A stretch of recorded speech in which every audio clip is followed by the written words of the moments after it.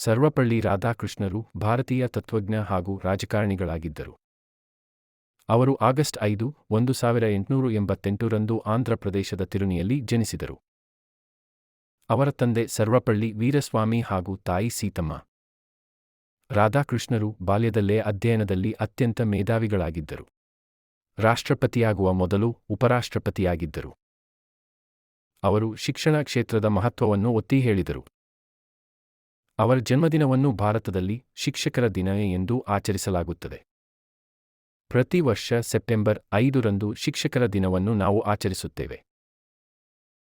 ಪ್ರತಿ ವರ್ಷ ಸೆಪ್ಟೆಂಬರ್ 5 ರಂದು ಶಿಕ್ಷಕರ ದಿನವನ್ನು ನಾವು ಆಚರಿಸುತ್ತೇವೆ. ಈ ದಿನ ಶಿಕ್ಷಕರಿಗೆ ಗೌರವ ಸಲ್ಲಿಸುವ ದಿನವಾಗಿದೆ.